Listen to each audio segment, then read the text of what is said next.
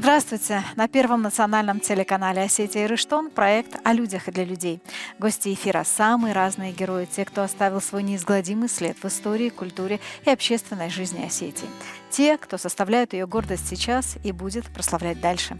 Надеемся, в нашем проекте каждый будет себя чувствовать легко и непринужденно в своем кругу.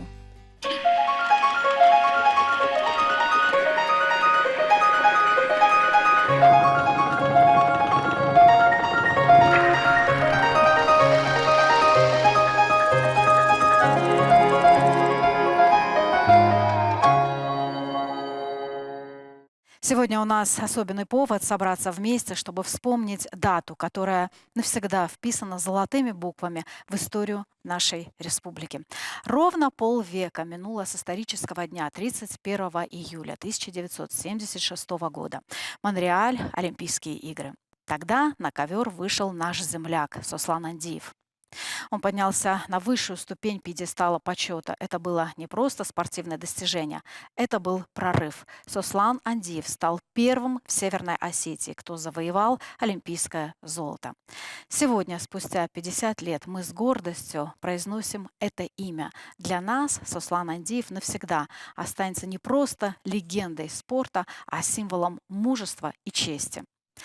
Давайте еще раз вспомним его триумф и скажем ему спасибо за ту славу, которую он подарил Осетии и всей нашей стране.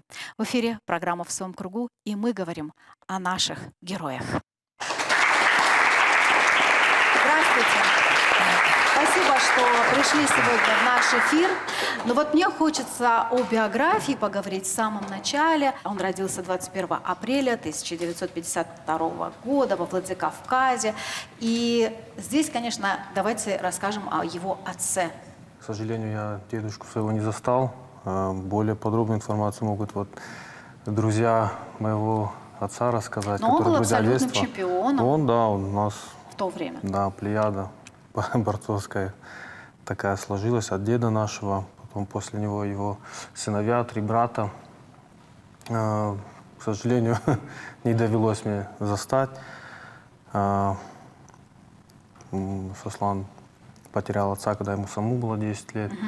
И, к сожалению, только из уст старших могу знать только о своем дедушке, какой он был. Он был большой физически. Да, 2,14, рост у него был, вес тоже около 150 килограмм. При таком росте это даже не казалось как полнотой, а это мощь такая большая. Более подробно, я думаю, Ахшарбек Александрович расскажет, или Брус, Эльбрус. Ну, я с удовольствием могу рассказать про Петра Ахметовича. Мы еще с Сосланом Петровичем маленькими детьми были, и на стадионе «Динамо» проходило первенство Советского Союза среди юношей. Давайте скажем для зрителей, что вы дружили с детства. Ну, это с детства не то, что я, например, помню, что практически с рождения мы соседи, родители были тоже с одного села, со Старого Потакова. Там были соседи, здесь во Владикавказе соседи. Дружили. А какой район во Владикавказе? Это район Тургеневская, Барбашова, где сейчас церковь новая Святого Георгия. Вот в этом районе наши дома были. И старшие братья наши, одноклассники, мой старший брат Геннадий в одном классе учились. И вот так мы, Суслан хоть младший был у меня на 2 года, но мы с детства на улице росли, как и все маленькие дети, вот как они. Играли, значит, в футбол в основном, он любил играть в футбол. А, футбол? Он любил очень, бороться он практически в детстве не любил. Потому что он был такой доброжелательный, что если он кого-то поборет, то ему было неприятно это. И он жалел этого человека, даже маленьким пацаном. Поэтому его старшие братья учили, чтобы он занимался единоборством, естественно. Но больше он любил футбол. Старшие уже были, да, в этом Они уже спорте? были практически звездами, и Геннадий, и Сергей.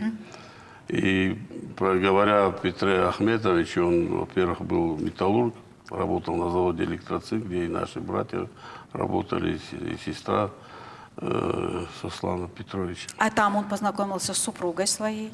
Вот там он и познакомился с Натальей Даниловной, значит, она работала в столовой, А он молодой был, цветущий такой красавец, мужчина. Вот как вы преподносили, что он был такой. Он был суховатый, здоровый, высокий, стройный так, а потом поправился немножко. Но я хочу вспомнить, как мы с Русланом вместе на первенстве Советского Союза по юношам на стадионе «Динамо» боролся Геннадий в тяжелом весе. Брат. Брат, да, старший. А Петр Ахметович на трибуне сидел. Значит, там вот сейчас на стадионе сохранилась небольшая трибуна, и он почетный гость сидит. А мы с Русланом сидели у него на коленях. С этой стороны, с той стороны. Вот так, значит, родители наши были очень дружны. И Петр Ахметович, когда проходил, пешком всегда ходил. Он из дома до электроцинка он шел пешком. Рано утром, где-то в 5 часов вставал и шел на электроцинк, до 6 ночи шел пешком. И мы всегда на улице бежали за ним, значит, когда он возвращался уже. И вот такой был Петр Ахметович. Почему-то его, мы с Русланом даже так смеялись, отца, деда звали Ахмат, а почему-то он писал Петр Иванович. А, так. И мы с Русланом всегда улыбались и не могли догадаться, почему он Петр Ахметович. Ахмат был прадед вот его, еще выше был. Он очень высокий, стройный, ходил всегда в черкесский, в папахе. И золотой кинжал на него с Америки привез. И моя мама тогда была девочкой, значит, говорила, когда, говорит, Ахмат шел по улице, мы, говорит, смотрели, он, говорит, голова его была около крыши, а сам, и девочки, говорит, мы бежали за ним. Вот это прадед. А что касается Петра Ахметовича, вот мы говорили, почему он Иванович. Да. Ну, так получилось, наверное, что в те годы не могли произнести Ахмат и взяли Иванович, написали. Что-нибудь об этом знаете? Все правильно. Такая же история, да, у вас? Вот добавить два слова про Петра Ахметовича. Вот Ахшарбек не сказал, что он был же один из сильнейших борцов в свое время Северного Кавказа. Очень мощный борец и тяжелой атлетикой занимался. Так что сыновьям было в кого пойти в школу. Да, но удивительно, что Суслану это сначала не было интересно, да? То есть там сначала футбол. А он здорово играл, между прочим, и когда уже был действующий спортсмен, чемпион Олимпийских игр, он здорово в футбол играл. Да, мы часто играли в футбол, да. Он любил, он же был президентом клуба. Ну, играл он в нападении. Спартака, Алании, когда чемпионами стали. Но вот когда вот этот переход произошел от футбола... Я могу сказать это как было. Да. Ну, он был же еще по возрасту молодой, маленький, и уже хотел идти на борьбу, а Геннадий его не пускал, он рано еще. А я раньше пошел. И вот когда я пошел, он меня спрашивает, а Геннадий его строго запретил, пока, говорит, не исполнится тебе вот 10 лет, ты не пойдешь. И он втихаря... А только с 10, да, принимают? Ну, в те годы... Раньше Нет, тоже в те годы они его не пускали, вот конкретно. Ага, но не пускали, это другое, да. Даже вот он за Геннадием шел, а он его прогонял. Иди домой. А почему? Ну, потому что боялись, что он получит травму. Травму? Еще не созрел он, и немножко полноватый был. Немножко. Да. Он был очень полный. Ну, ну, наверное, причина в этом была. Да не только в этом. Вот действительно было ему тогда, они считали, что рано. И я пошел, и мне там понравилось, что были чучела. Я это ему сказал, я говорю, пойдем. Я говорю, Гена на сборы уехал, пойдем, он не узнает, пойдем, там чучело есть. И Асланбек Захарович как раз тоже не был, мы ехали на соревнования. И мы пошли, и там тренера замещал Вараздат Иванович Григорян. И он нас пустил его, и он как начал чучело бросать. И вот это ему на всю жизнь привязалось, что чучело, этот Зоя его проучил, что он, поэтому был один из техничных борцов. Вот Шахмурадов отмечал, что один из самых, не только один, а самый техничный тяжеловес в мире. Он броски делал, вот, научился на чучелах, суплес, зашагивание, вот оттуда пошло его спортивная судьба. Потом уже Геннадий, когда ему исполнил, спустил его и сам, значит, тренировался.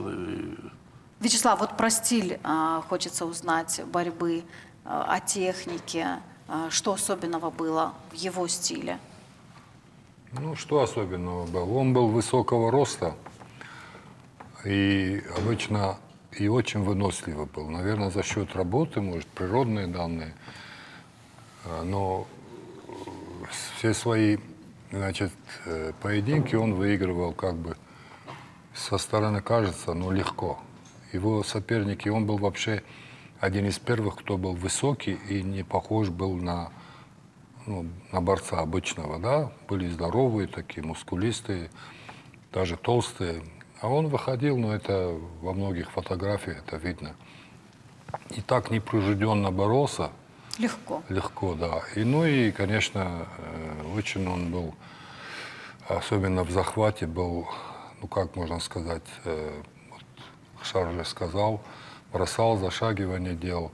И в партере был он. Наверное, руки были длинные, выворачивал руки, у нас это называется, значит, ну и, наверное, Асланбек Захарович позадействовал этому. Он в партере переворачивал обычно захватом руки на ключ. Мария Ивановна на ключ вот такой. И это делал легко. И зрителям это нравилось, потому что баскетболист вышел, таких гигантов переводит, переворачивает, кладет. Вот у него было несколько соперников, которых он не победил на туше. Это наши же соперники. Но наши же ребята были Бегаев и Салман Хасимиков, знаменитые борцы. Вот остальных он обычно клал на лопатки. Это был тяжеловес нового поколения, нового стиля, потому что я не помню, среди его соперников кто-то был вообще такого же роста, такого же сложения. Хотя на нем особенно мышц не видно было. Ну и один из самых его знаменитых выигрышей состоялся над американским борцом, который весил в 2 раза больше него. То есть Суслан небольшой был, 110 килограммов, 112 весил. А Тейлор весил 220 килограммов. Представляете? И его поставили против него. А это не Олимпийские игры еще были. Ну и все надеялись на него, наверное, знали, что он техничный, может его... Тейлора до него выиграли всего 2 борца. Это Александр Медведь и знаменитый вот Дитрих. Это немец. 5 олимпиад боролся, олимпийский чемпион, который, кстати, выиграл нашего Зарасова, Шавкуза. Вот. И Сослан сам рассказывал, говорит, попытался я ему ногу взять, он на меня навалился, говорит, я из-под него вообще вылез. Но он его все равно как бы перехитрил технично, ну и, естественно, перевел, и этот гигант рухнул. Зашагнул. Да, зашагнул. Но мы уходим сейчас, мы уже ушли вперед далеко. Вот хочется о первой победе поговорить, вспомнить ее. И получается, лет в 10 он пришел, да? Первую победу на чемпионате мира, наверное, лучше всего вот Алик расскажет. Первая победа у него была на Росдинамо. На Росдинамо? Да, наверное, там. юноше. По юноше? 15 Тогда лет? он Ярыгина даже выиграл. И Салата Икаева. Это было в Грозном. Первенство Росдинамо по юношам. Первый раз выехал, и мы уже тоже были... А мы уже считались какими-то ветеранами среди юношей. И он выехал в тяжелом весе. Вот, первый раз уже был стройный. Неожиданно, значит, он в этом весе боролись, и тогда свыше 87 уже тяжелый вес был. И вот он боролся и с Ярыгиным, и с Салат Икаев был. Так. И он их всех выиграл. Молодой парень стал чемпионом. Младших он был. Младших на... Ну, ему лет 3-4 15 года. было, да, насколько вот я Да, знаю? ему Лет было 15 лет. Им 18. Ровно 15 лет. А потом в 16 он уже Россию выиграл, потом Союз юношеский, потом мир. Мир выиграл. Мир. Вот это был этап такой юношеский. Первый вот его турнир, а до этого его не выпускал на соревнования Асланбек Захарович. Он не давал, и чтобы его кто-то увидел, узнал, и готовил его очень серьезно. Но вот когда он к нему пришел, к тренеру, то вот я, насколько поняла, что каких-то особенных данных каких-то, да, вот его тренер не увидел в нем. Что-то Нет, он увидел, это ошибочно. Он Он знал, гений был, в том-то и дело, Сгоев. Он его Гениальный увидел. тренер. Да что вот он... Ну вот спортсмены бывают такие с мышцами, да, какие-то вот такие мускулистые. Вот у Во-первых, него братьев его двоих тренировал. видел, тренировал, знал, что они себя, какие они гиганты. Ну вот они... вот, То есть он сразу в нем увидел талант. Конечно. Ну, работать он работал. Он очень над ним работал много. И видел, что он сам, вот как говорится, пахарь. Он его столько упражнений, вот Шар лучше знает. Я не динамовец был, он на динамо с ним тренировался. Но там, наверное, какой-то все-таки был индивидуальный подход. Очень даже был большой подход. Потому что Асланбек рост, Захарович да, не только вес. был выдающийся тренер, он был выдающийся педагог. Вот, психолог, и многих молодых ребят он вывел. А вот на Сусланова смотрел уже тогда, предполагал, что он пойдет дальше. Видя ошибки Геннадия и Сергея, он знал, что надо делать с Сусланом Петровичем, чтобы он стал вот таким выдающимся борцом. И первый его шаг был то, что он рано не стал выпускать на ковер. А потом готовил его физически. И самое главное, выносливость. Мы бегали по кругу, по стадиону, и он, Суслан, по 20, по 30 кругов делал. Все уходили, а он еще бегал. И тем самым дыхание отрабатывал. И вот в этом он видел, Асланбек Захарович, что он должен побеждать не силой, а умом, техникой и выносливостью. На что он и показал на всю свою карьеру. Он выигрывал за счет техники, выносливости. Первый период он обычно сильным проигрывал, а потом их загонял так, что они падали. И Паршуков, и вот все. И, значит, он их физически и технически выигрывал вот так. Спасибо, Алекс, что вспоминаете из своего... Я вот, Шар говорит за так, я сказал бы, он величать тактика борьбы, вот это у него было на высшем. Я вообще таких не знаю. Вот его физические данные были вот для тяжеловеса. Он стройный, правильно Славик говорит, баскетболист. Но он каждую схватку с каждым он так вот ставил, что он обыгрывал. Вот как сейчас Шар сказал, Паршуков это был лесоруб, огромный, такого же роста, как Руслан.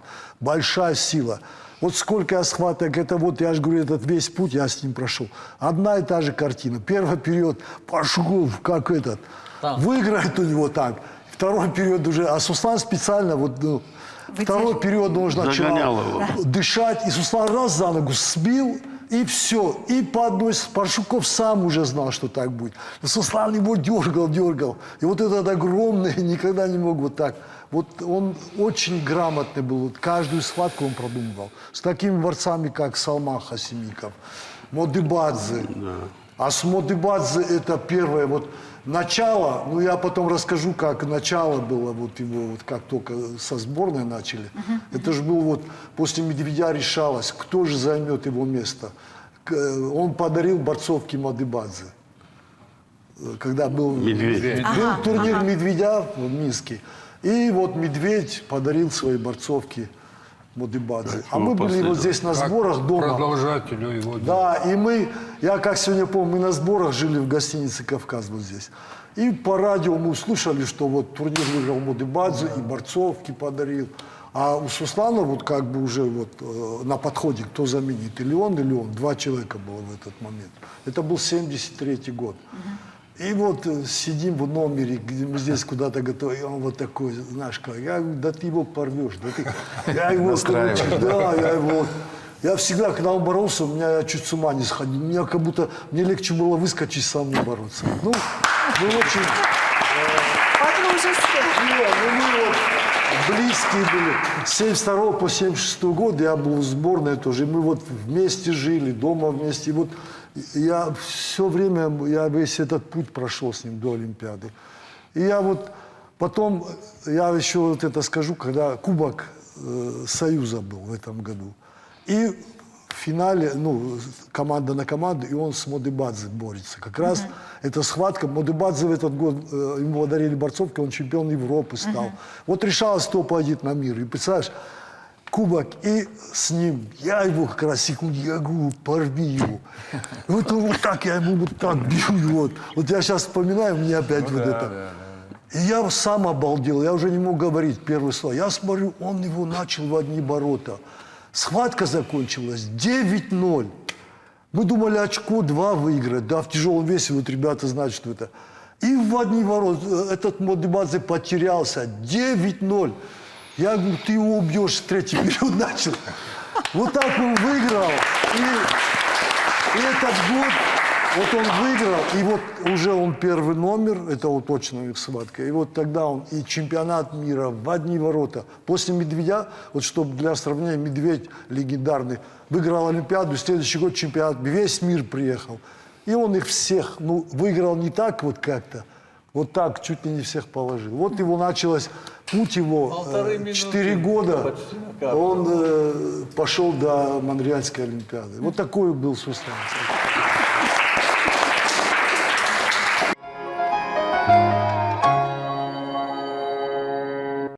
Вы сейчас, значит, задаете вопрос, что увидел в нем Асланбек Захарович. Ну, сказали, что Асланбек Захарович был вообще выдающаяся личность, и как тренер, и как педагог, образованнейший.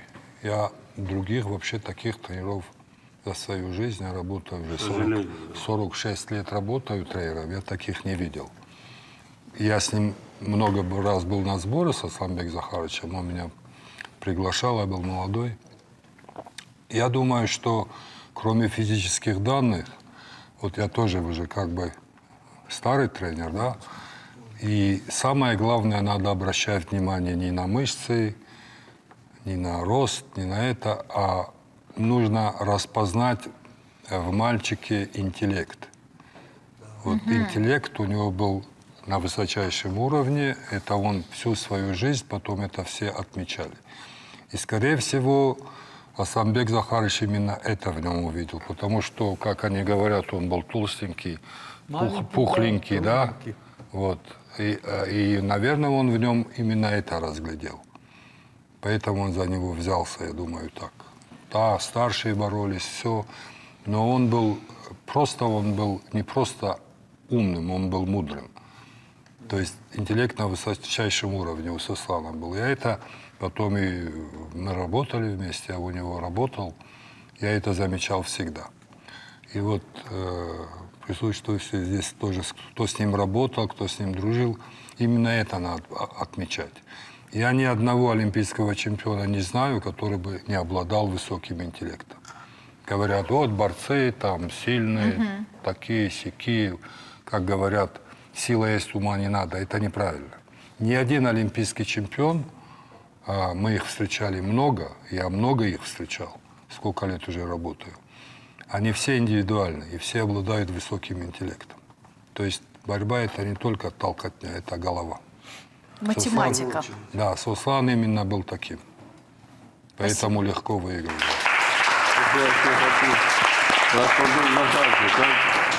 Как Суслан пользовался умом и знаниями Асланбека Захаровича. Не только в борьбе, а вообще в жизни. Мы после тренировки зашли в раздевалку и готовимся зайти, значит, переодеться, уходить. И в это время заходит Асланбек Захарович. И Суслану какие-то сделал замечания после тренировки. И назначает ему на следующий день, значит, штангой заниматься. А он говорит: Асланбек Захарович, у меня завтра, говорит, зачет по, значит, агрохимии. И говорит, я не подготовился. Говорит, а какие вопросы тебе задать? А он говорит: Асланбек Захарович, вот вы же, говорит, в деревне жили, в сельском хозяйстве, работали в колхозе, да. Вы же, говорит, знаете, вот, говорит, как северооборот идет, северооборот, как надо, говорит, производить. И Асланбек Захарович, как обычно, так вот усы потер. И говорит, ты хочешь узнать? Он, ты не шутишь? Он говорит, нет, Асланбек Захарович, я вот хочу, говорит, подготовлюсь, но, говорит, более, говорит, подробно как. И он говорит, ну, садитесь. Я сел тоже с ним, а я в ГМИ учился, мне это неинтересно было. Суслан полушутя, но серьезно задал такой вопрос. И Асланбек Захарович со всей серьезностью Прочитал лекцию. ему как положено сказал, когда, какие семена надо, в какие годы делать вы что? оборот, чтобы был высокий урожай и так далее. И Суслан на второй день пошел и отлично сдал. Вот такие были у нас возможности, что Асланбек Захарович мог на любую тему ему задай вопрос, и он мог тебе подготовить. Но они недолго тренировались. Какой период это был? Он Потом... всю жизнь тренировался. Просто А в какое-то время братья? Асланбек Захарович уехал отсюда по каким-то обстоятельствам. И вместо него стал Вот. тренировать Геннадий, Да. потом Сергей Петров. Из-за того, что Асланбек Захарович уезжал, но все равно связь не прерывалась. Ага. Никогда. Я вот слышал, да, все его достоинства. Но вот он настолько, Асланбек Захарович тренер был, что характер, вот насколько он был в жизни, в общежитии добрейший человек, настолько он был неуступчив и боец, настоящий боец на ковре. Я вот коротко одну схватку, потому что вот из здесь присутствующих, я помню, там никто не был тогда, в тот год, 78-й год, чемпионат СССР в Минске. И он после смерти старшего брата только 40 дней прошло, вот буквально. Но Шахмурадов ему поставил такие условия, это, говорит, год, это как олимпийский. Не выиграешь, не будешь бороться, все, Хасимиков поедет. Ну, он что делать? И приехал вот в таком даже состоянии, и в первой же схватке он встречается с Борисом Бегаевым. А они, в принципе, равные были, все трое, четверо там. И проигрывает Бегаеву. Первую схватку проиграл. Ну, дальше борется, выигрывает одного, второго, прошел всех. Ну, тогда по штрафным очкам считали, кто что. И выходит с Хасимиковым. А Хасимиков выиграл Бегаева. Теперь он борется с Хасимиковым, и он только при чистой победе может стать чемпионом. А там о какой чистой победе? Он мне сам говорил, что на сборах равный. Говорит, он со 100 килограмм перешел, Хасимиков. Говорит, трудно с ним. Но он танк тоже был, ростом ниже. Ну, его чисто выиграть, это вообще чемпион мира, Хасимиков. представить нельзя было. И Суслан Петрович, вот это на всю, я во сне иногда это вижу. Он его загнал, выигрывал, вышел и балл выиграл, второй балл выиграл, один балл проиграл. Потом я вот не помню, с явным преимуществом, если выигрываешь, с явным все равно полштрафных навешивали победителю. Да, полштрафных, 0,5. И Суслан оставался на третьем месте где-то. Он его так загонял, да, вот этого танка. Он на ногах не стоял уже, ему и зал весь висит. Судья ему одно предупреждение, второе предупреждение. Он в конце уже вот так вот падает. Ну, видит, время осталось, там секунд, наверное, 30, и схватка закончится. Но судьи тоже видят, что он не хочет вставать с колен, Хасимиков. И судьи, ну вот тогда такие штучки были. Сам об этом Показывает раз и вниз показывает. Ну, третье предупреждение, снимается с ковра, это чистая победа. За уклонение от борьбы. И Суслан Петрович стал чемпионом. Там. И это такой характер проявил. Это он выиграл величайшего, Четырехкратного чемпиона четырехкратный чемпион Но мира. тогда он не был И он бы четырехкратный. был еще Да. олимпийским чемпионом, если бы Олимпиаду в 84 Да, он не год простого в Америке борца был, я Хасимиков же был. говорю. И вот при всем этом они вот дружили. Вот Салман, мы дружили тоже с ним, он очень... И он говорил, вот всех, а у Сослана вот такое уважение к Сослану было. Вот уже когда они не боролись, он приезжал здесь, вот встречали мы его, очень вот теплые в жизни отношения у него со всеми вот такие были. На ковре он был, вот как Эльду сказал, характер вот на ковре. А в жизни вот с тем же Салманом до последних дней, царство ему небесное, его тоже уже нету. Вот они дружили, вот как бы, вот, человеческие отношения. Вот после такой схватки решалось на Олимпиаду в 80-м или он, или Салман. Один год Салман выиграл, чемпионом мира уже был. И вот сохранить вот эти... И вот так он со всеми. Сохранить вот такие теплые отношения. Из-за Сослана Салман в 80-м на Олимпиаду не попал. Хотя он в 79-м чемпионом мира был и претендент номер Выиграл один. он его. А Выиграл. Сослан его выиграл в 80-м, А ты так отобрал сказал, это. и за него не И попал. вот я к чему говорю, вот сохранить человеческие отношения. Ковер вышли, и вот Салман, как всегда говорит, вот со всеми выходил, грубо боролся. Вот с Сосланом всегда Это корректно, точно, вот, ну вот, с ним все, в принципе. А почему? вот Вот что особенно? Стыдно такое? было от него. Вот Стыд- он такой человек Он был. очень Серьезно? был. Вот один случай я Шар, хочу про- рассказать про- о расскажи. доброте. Про Мадебадзе. Мадебадзе. Мадебадзе, вы знаете, был один из его самых главных соперников. А в жизни они были до самого конца близкими друзьями. И на тбилисских турнирах всегда встречались, и все время Сослан его выигрывал. Ну и Мадебадзе стал бояться его морально. Он физически был как бы вот такой бычок, да, а боялся его. И вот однажды первый раз он закрылся в раздевалке и говорят ему, тебя вызывают в финал со Сосланом. Он говорит, он там сидит, говорит, идите сам с ним.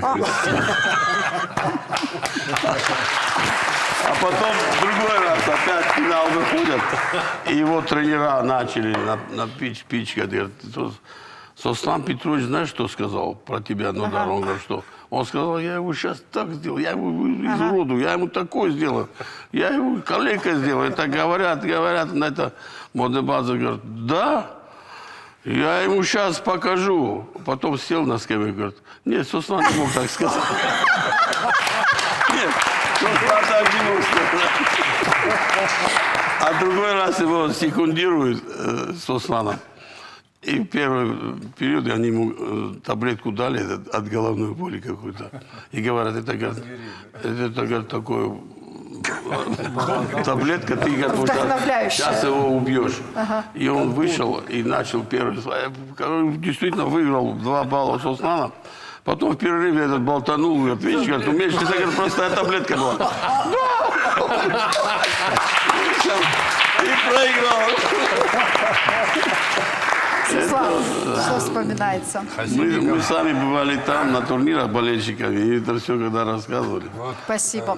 Тренера одни были. Приезжал, когда уже Сослана Петровича не было, мы проводили турнир. И мы вот к Алику пошли, вместе сидели. И что сказал Хасимиков тогда? В 79 году, говорит, я выиграл все. И должен был поехать на Олимпийские игры. Ну, по силам.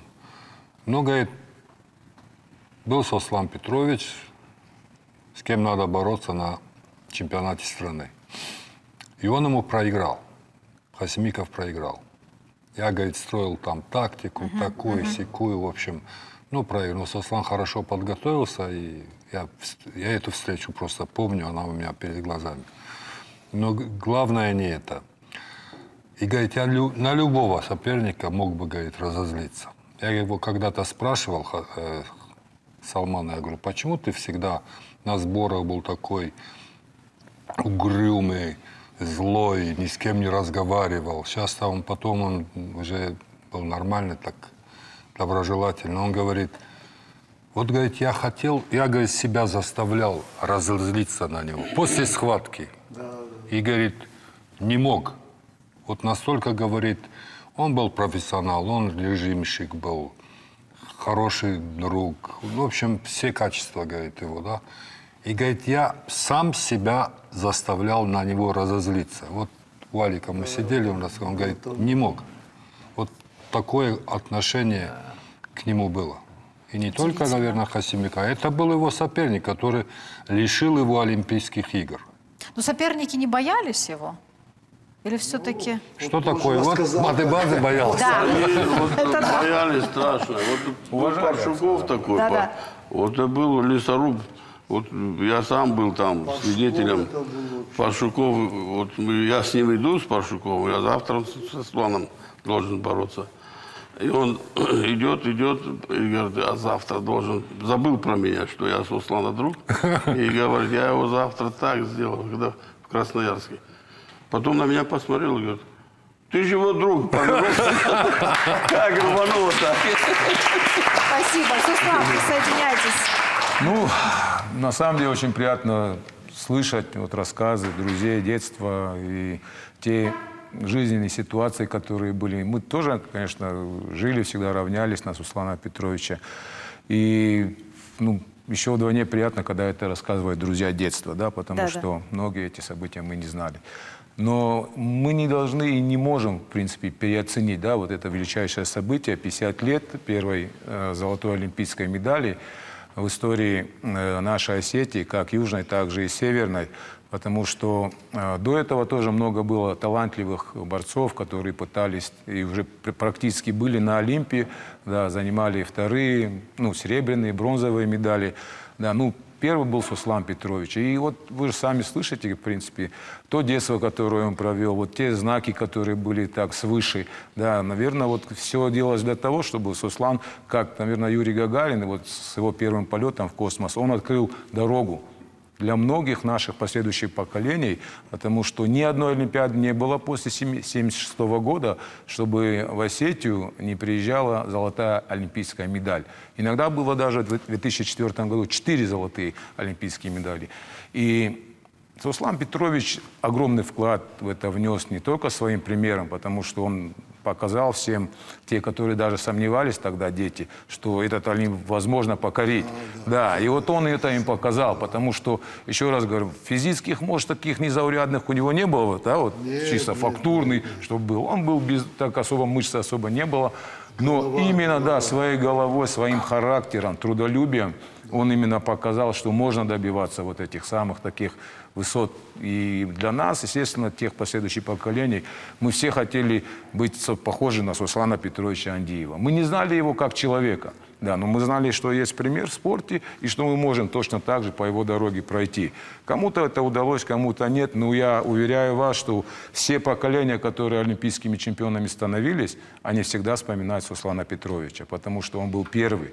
И после него уже другие виды спорта тоже поверили, потому что мы же знаем, у нас не только в борьбе олимпийские чемпионы, и штанга, и фехтование, да, и дзюдо, да, и это те ребята, которые тоже равняются на Суслана Петровича. И при нем, при том стали. Да, многие. и я всегда говорил, и уже когда это в жизни величайший человек, потому что в спорте добился самых, наверное, таких целей, которые, в принципе, только мечтать На можно. 200%, Да. Господи, не на 100, на 200 выполнил. Вот из его данных, что он мог показать, он 200% сделал.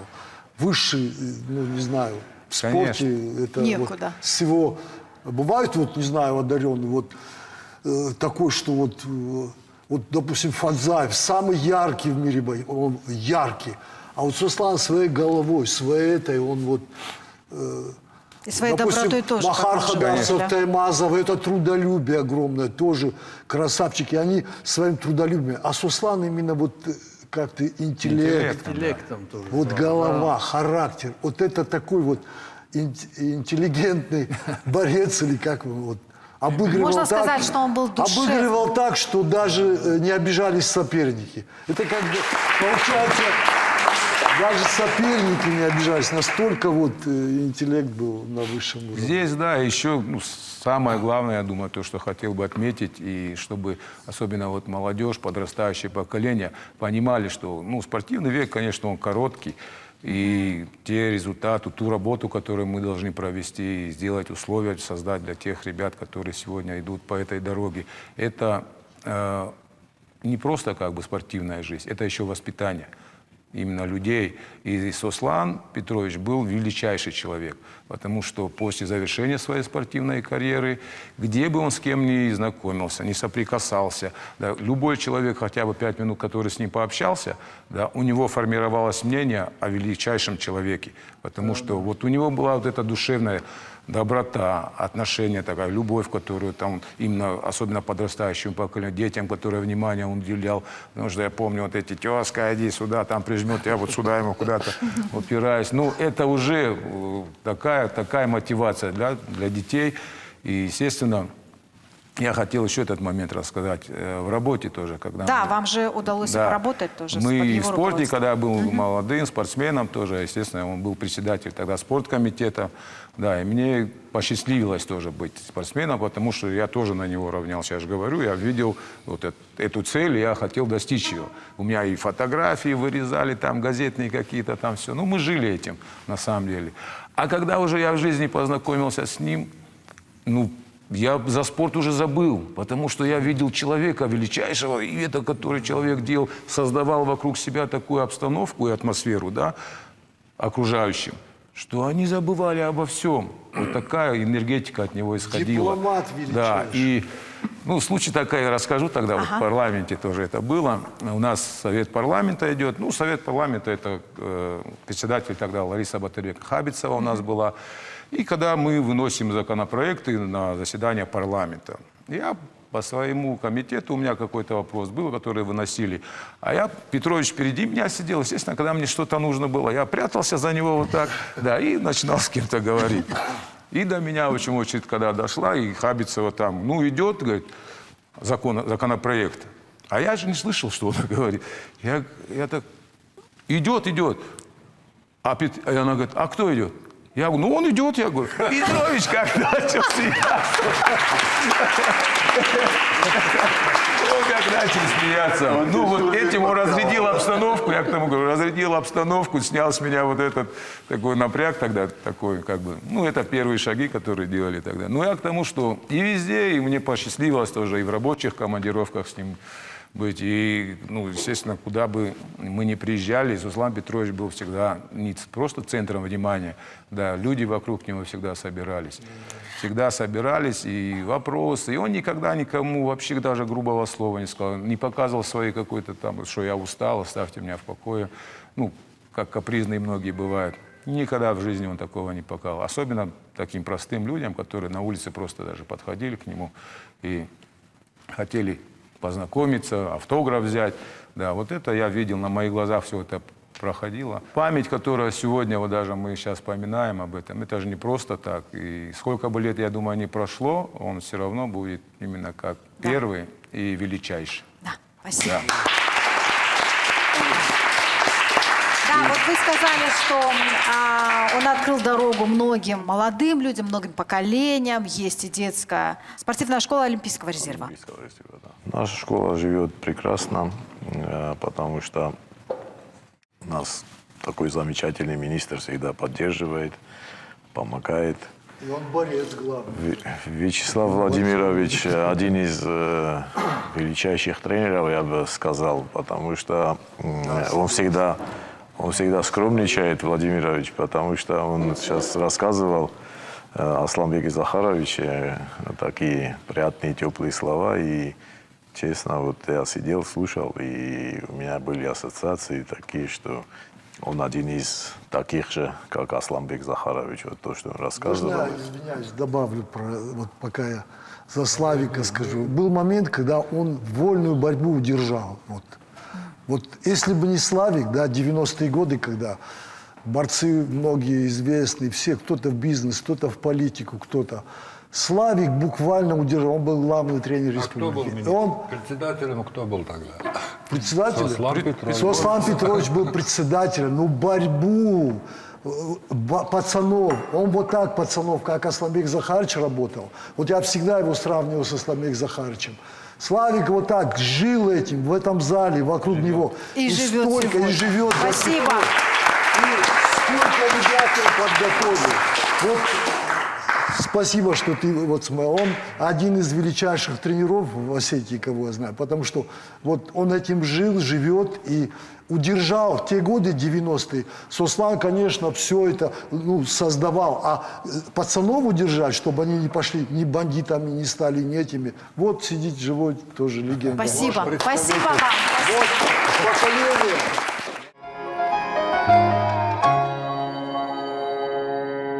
Тогда председатель комитета, спорткомитета был Сослан Петрович.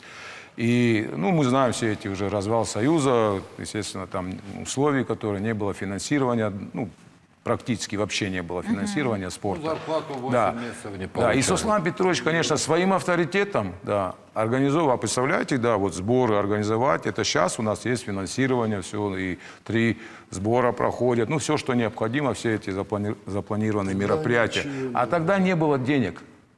Денег не было, и вот эти 2 человека, Сослан Петрович и Вячеслав Владимирович, они организовывали сборы. Знаете как? Сослан Петрович договаривался на базаре. Так, заедете туда, возьмете там овощи, фрукты, необходимое количество, да. Заедете на мясокомбинат, там мясо возьмете. Молзавод, молоко возьмете. И вот наши тренеры, они ездили, собирали вот это все питание, и вот так нам организовывали сбор. Это вот, чтобы дети слышали это.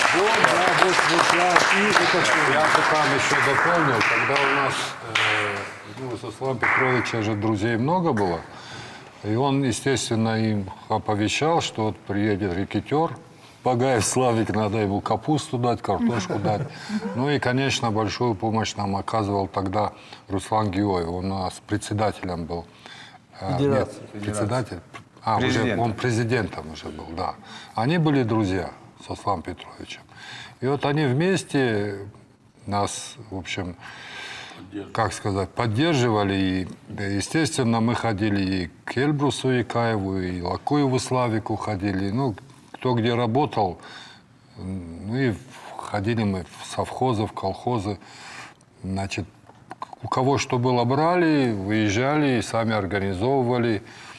Повара с собой брали. Было трудное время, конечно.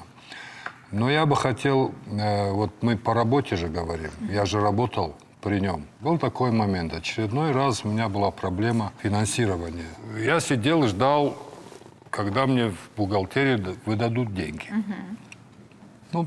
Петрович пришел, посмотрел на меня, что стоишь? Вот жду, вот надо билеты брать. Где-то через часа 2, наверное, он вернулся. А я еще стою. И он говорит, что стоишь? Я говорю, вот жду, когда мне дадут деньги, чтобы я билеты взял. Тогда же и с билетами были проблемы. И он говорит, зайди в кабинет. Я зашел. Секретарь говорит, собери бухгалтерию. Собрали всю бухгалтерию. Я не мог понять, в чем дело. То есть при его доброте в деле он был, как сказать, такой. И говорит... Жесткий, да? Жесткий, но он жесткость свою не показал, конечно, но он так объяснил.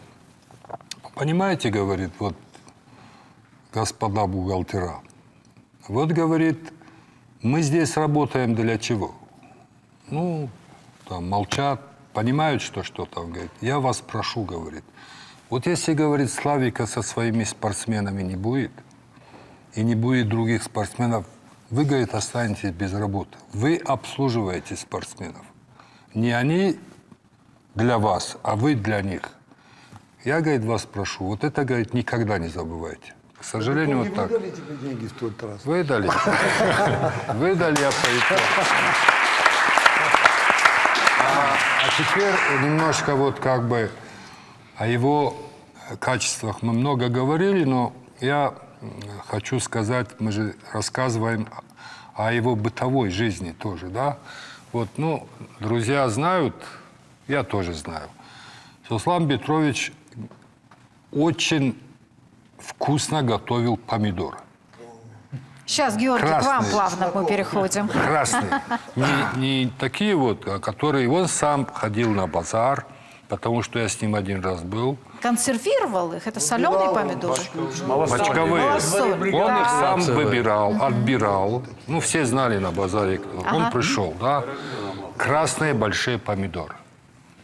То есть я участвовал в закупке, дальше я нет. Мои ученики, говорят, помогали ему.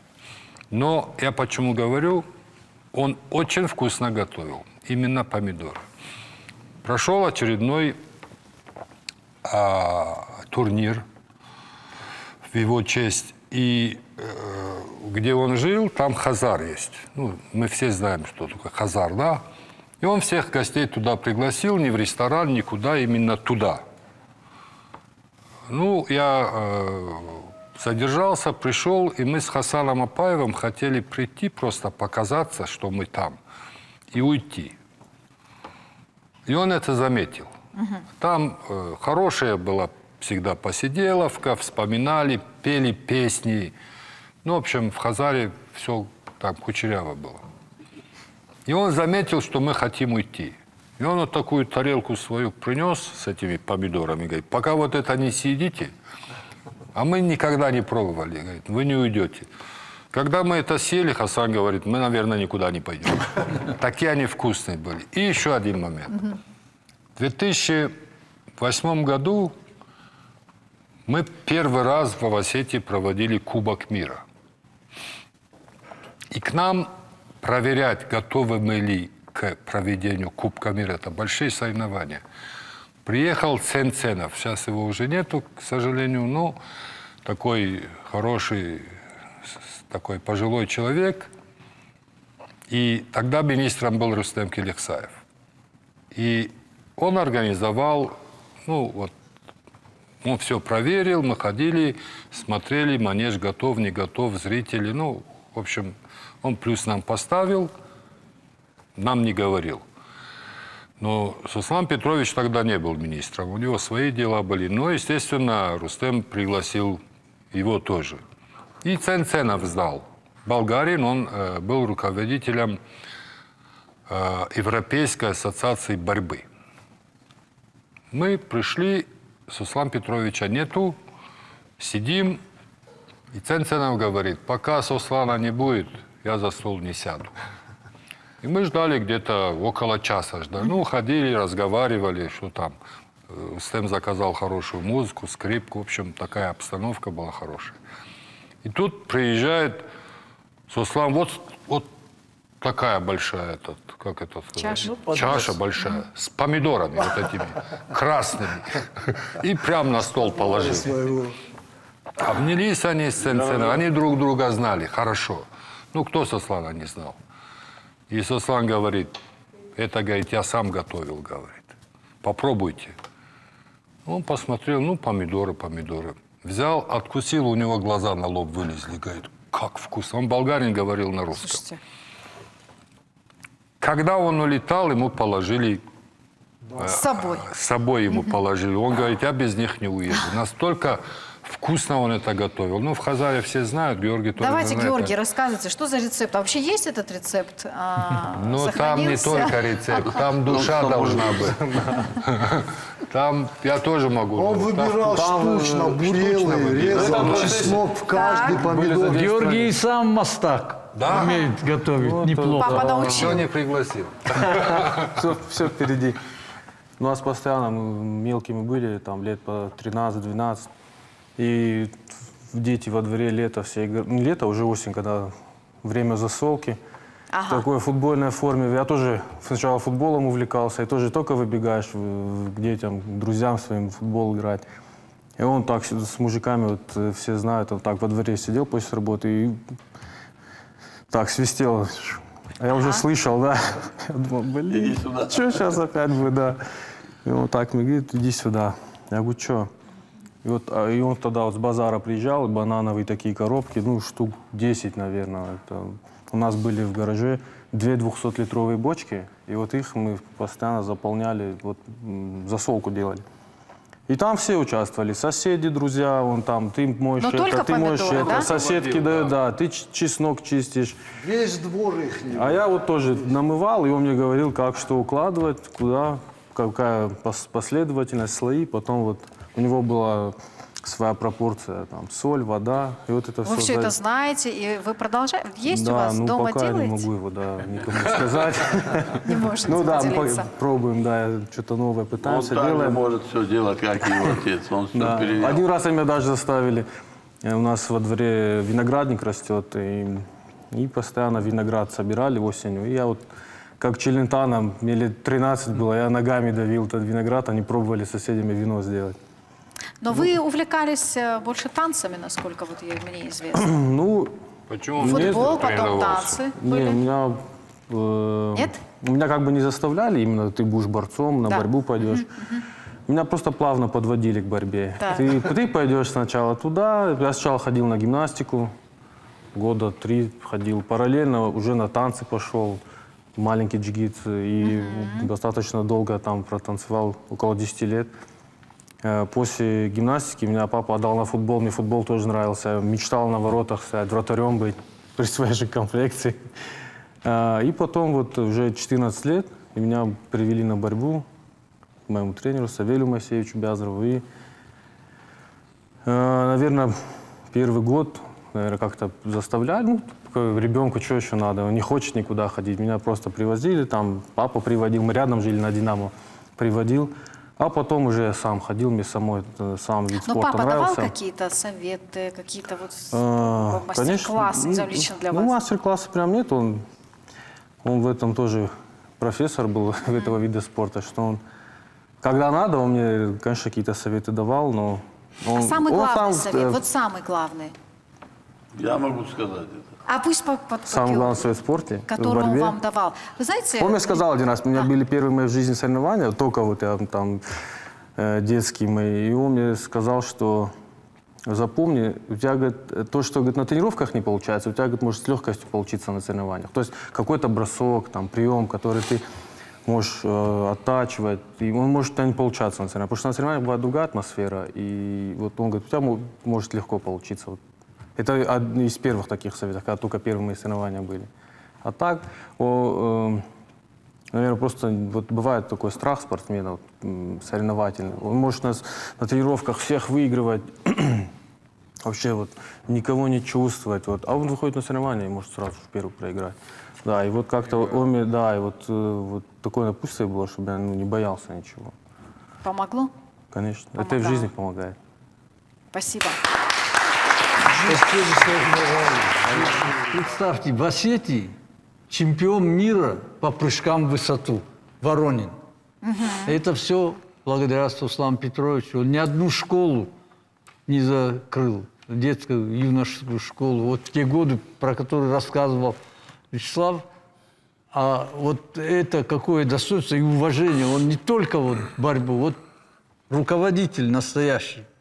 При нем Гизиковый, ну, у нас был взлет, вот в те тяжелые, в те жилые. Эверест покорил. Самое главное, чемпионом «Спартак» Алания стала. Ну, президент. Он же президент Да я- был тогда, и он решал эти Да. вопросы.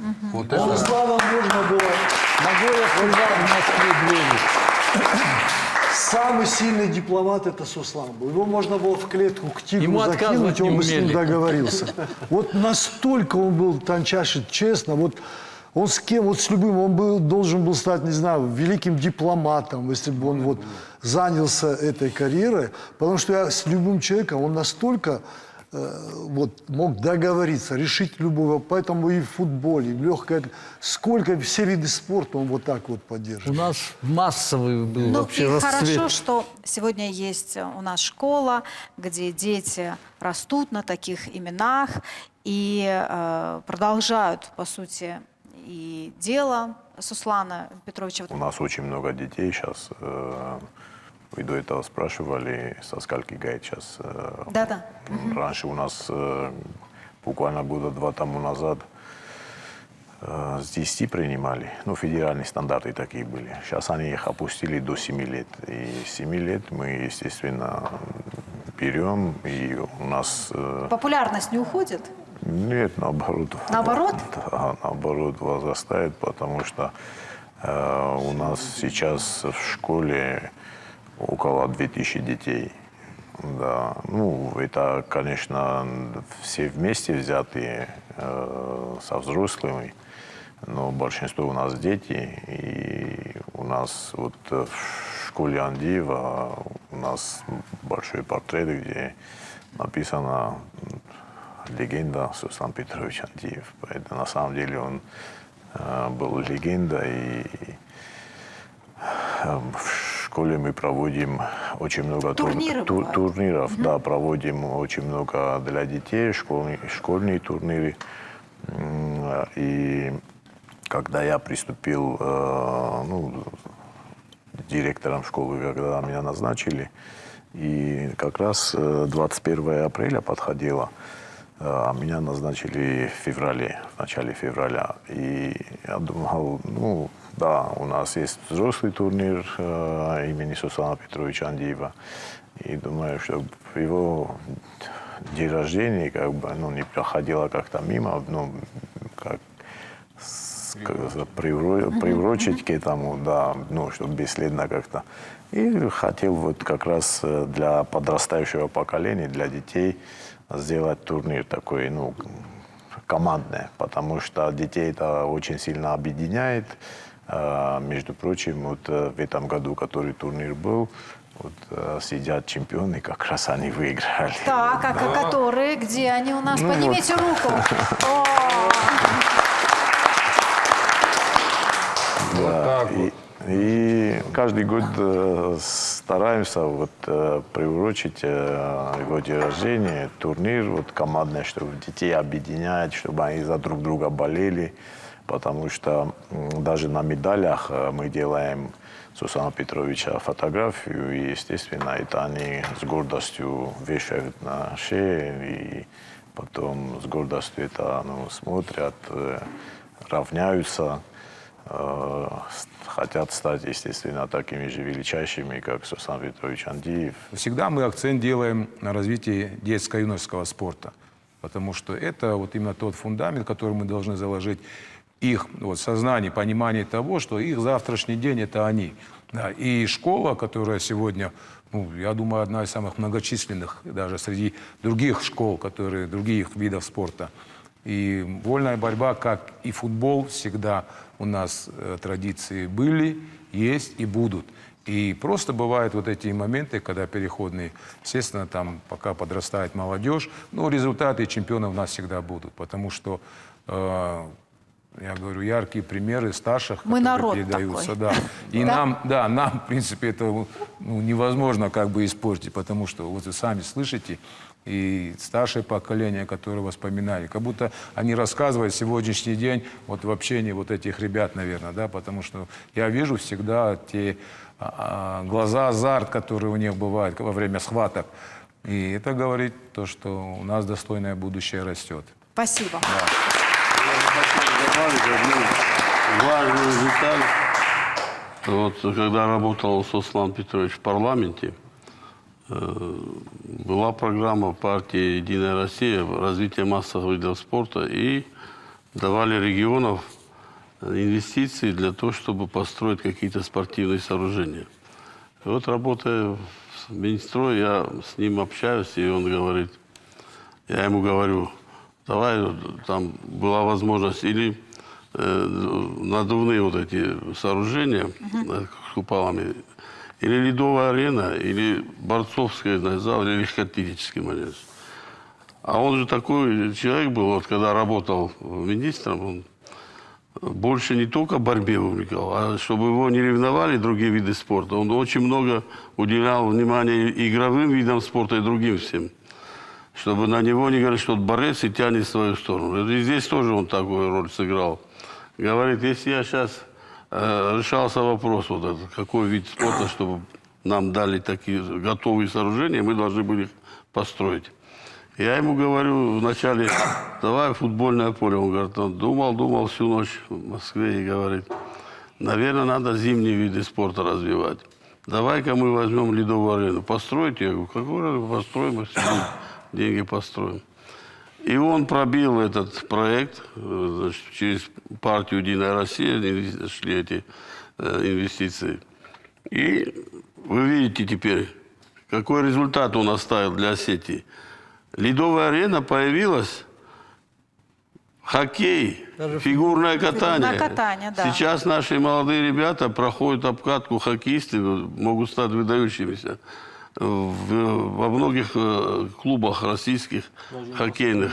И даже племянник Сослана, родной его племянник, сейчас играет в одной из ведущих юношеских хоккейных команде. А фигуристы появились, посмотрите, какие. После этого вторую ледовую арену. А это он смотрел масштабно, далеко, чем будет молодежь наша заниматься. Вот о том, как в те времена работали с детьми, организовывали со школьниками олимпиады. И у нас есть видео, где Валерий Дзгоев об этом рассказывает. Внимание. С Русланом мы познакомились подростками, наверное, в году 64-м, 65-м.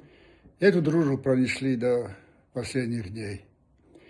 Хочу буквально одну историю рассказать. Фонд «Хредознания» появился в 95-м году. А до этого еще вот так получилось, что мы организовывали для школьников всевозможные олимпиады, начиная с 84-го года. И вот в году 91-м, я пришел к нему, он уже был министр, спорткомитет, а передо мной, как потом выяснилось, у него был кто-то из спонсоров, кто помогал сборной по вольной борьбе и пожертвовал какие-то деньги. И Сослан спрашивает, ну как твоя олимпиада очередная, как со школьниками будет, там через 2 дня должна будет олимпиада состояться. Ну, я говорю, все нормально, проведем, подарим им какие-то подарочки. А он говорит, а какие подарки вы делаете? Одним словом, когда он узнал, что подарки наши не очень такие, вот, так сказать, как у спортсменов, он так возмутился, буквально, как, нет ценных подарков и так далее. Пожалуйста, от меня передай, и пожертвовал определенную сумму. Вот, и это было прям очень весомо. Для нас это было весомо, потому что тогда я, так сказать, сам еще бизнесом не занимался. А вторая история такая. В 1987 году, важно об этом тоже сказать, в математическом факультете мы проводили большую конференцию всесоюзную. И вот есть фотография, которая осталась, так сказать, на память. 10 докторов наук, 10 профессоров математики, участники нашей конференции. Там, кстати, Анатолий Юрьевич Кусраев тоже, вот наш профессор известный. Вот. И Сослан Петрович в центре пришел поприветствовать участников всесоюзной математической конференции. Все это говорит о том, что это был абсолютно разносторонний человек. И с восхищением вспоминаю все его качества. Прекрасные дети. 4 детей, да? Да. У вас 3 старшие сестры. 3 сестры и Долгожданный долгожданный Георгий. сын. Когда родился, Ша, он в Барселоне. помнишь, когда он родился, я сам. в больнице стоял? Расскажи про это. Так. Он же долго ждал, что сын будет.